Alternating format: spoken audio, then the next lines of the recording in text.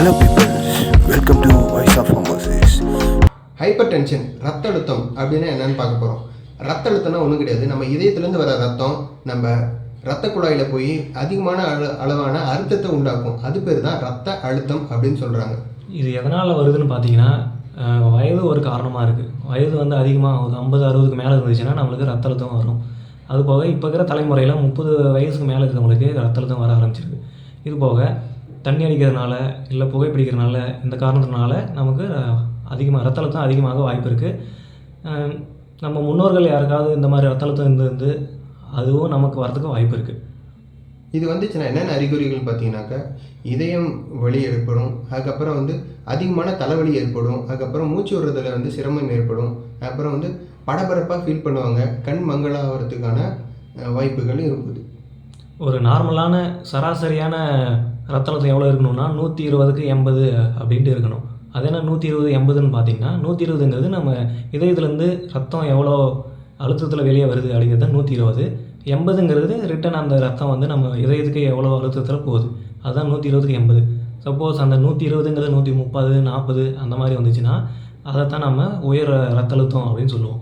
இதுக்கு என்னென்ன மருந்துகள் எடுத்துக்கலாம்னாக்கா எனலாப்ரில், அட்டினலால், அமிலோடிபின், ஃப்ளூரசமைட், லொசாட்டன், டெல்மிசாட்டன் இந்த மாதிரியான மருந்துகளை எடுத்து இதை யூஸ் பண்ணலாம். எனலாப்ரில் வந்து எப்படி வேலை செய்யுதுன்னு பார்த்தீங்கன்னா நம்ம உடம்புல ஏசிஇ அப்படின்ற ஒரு என்சைம் இருக்கும். ஏசினா ஆன்ஜியோடென்சின் கன்வெர்ட்டிங் என்சைம். அந்த என்சைமை தவிர்க்கிறது மூலமாக ரத்த அழுத்தம் சீராகுது. ஃப்ரூசிமைடு அப்படிங்கிற ஒரு மருந்து எப்படி வேலை செய்யுதுன்னு பார்த்தீங்கன்னா நம்மளுக்கு சிறுநீரை வந்து அதிகப்படியான அளவில் வெளியேற்றுறதுக்கு அது உதவும். அப்படி உதவும் மூலமாக நம்ம ரத்த அழுத்தம் வந்து சீராகும். இப்போ ஒரு பிபி பேஷண்ட் இருக்காங்க, அவங்களுக்கு ஒரு முதலுதவி பண்ணணும் அப்படின்னு பார்த்தீங்கன்னா எப்படி பண்ணலான்னா அவங்கள வந்து ஃப்ளாட்டாக படுக்க வச்சிடணும்.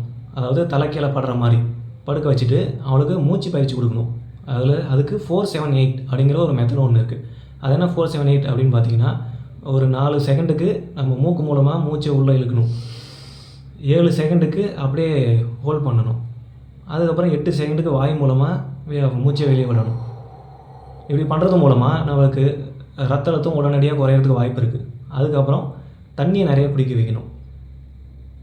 இந்த ரத்த அழுத்தம் வரத்துக்கு முன்னாடி என்னென்ன பண்ணணும்னாக்கா நம்ம வந்து எக்ஸசைஸ் வந்து இப்போ யாரும் பண்ணுறதில்ல. இப்போ எக்ஸசைஸை ஒழுங்காக அளவுக்கு பண்ணிகிட்டு இருந்தாலே இந்த ரத்த அழுத்தத்தை ஓரளவுக்கு குறைக்கலாம். அது மட்டும் இல்லாமல் உணவில் நம்ம என்ன பண்ணணும்னாக்கா போதுமான அளவுக்கு வந்து பொட்டாசியம் நம்ம இப்போ யாரும் எடுத்துக்கிறது இல்லை. பொட்டாசியம் வந்து அதிகமாக உள்ள பொருட்களை வந்து நம்ம எடுத்துக்கணும். நம்ம பொட்டாசியம் அதிகமாக உள்ள பொருட்கள் பார்த்திங்கனாக்கா வாழைப்பழம், உருளைக்கிழங்கு, சக்கரவள்ளிக்கிழங்கு, கீரை இதில் வந்து பொட்டாசியம் அதிகமாக இருக்குது. அது மட்டும் இல்லாமல் நம்ம சோடியத்தோட அளவு வந்து கம்மியாக எடுத்துக்கணும். சோடியத்தோட அளவு கம்மியாக எடுத்துகிட்டு பொட்டாசியத்தோட அளவு வந்து அதிகமாக எடுத்தாலே நமக்கு வந்து இந்த பிபி வந்து ஓரளவுக்கு கண்ட்ரோலாக வச்சுக்கலாம். போதுமான அளவுக்கு வந்து நம்ம வந்து ஸ்ட்ரெஸ் ஆகாமல் இருக்கணும். காமாக இருந்தாலே வந்து இந்த ஹைப்பர் டென்ஷன் வந்து க்யூர் பண்ணலாம்.